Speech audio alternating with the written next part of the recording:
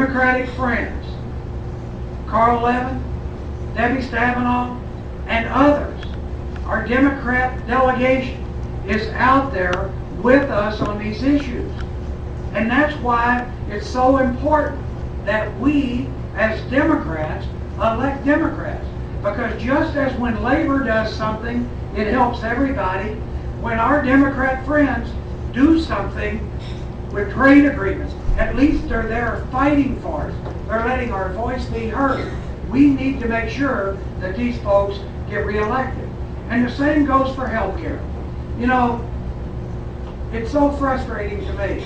And you heard me say that everybody's life is important as the other one. Why shouldn't the person who comes to my home and picks up my garbage have health care like a corporate executive? Why shouldn't it? What's the difference? And you know, it's easy to push that issue back. And I just spoke to a group last week, I think it was Monday night or Tuesday night, and it wasn't a real labor-friendly group when it comes to health care. But look, here's what I say about health care. We believe, as a union, in a single-payer, universal, comprehensive national health care program that covers every man, woman, and child in America, because health care should be a right and not a privilege for those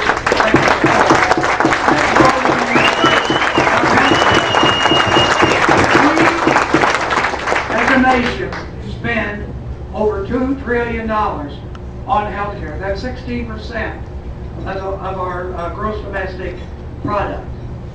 Now, if you take 20 industrial countries and just use two measures, one is infant mortality. We rank the lowest. Life expectancy over age 60. We rank very near the lowest. We've got the best doctors, nurses, and healthcare professionals of anywhere in the world. We spend more on healthcare, and yet we get less. These other countries that I was comparing to the other 20, everybody there has healthcare. We don't here. We certainly leave a number of people uninsured or underinsured. In fact, 47 million Americans with no health care. Somebody has to pick up that mantle and say, I'm willing to stand up for people. And these are workers, many of them.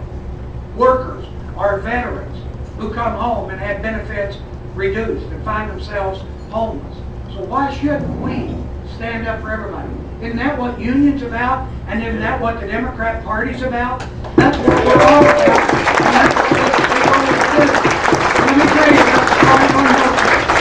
The fight on health care, there's two things going to happen whenever it comes up. The first one is they're going to put fear. Now, and they're going to give you somebody to hate.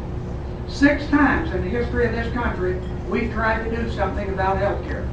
World War I, the Great Depression, the Truman and Johnson administrations, the Senate in the 70s, and Clinton in 93. Fear.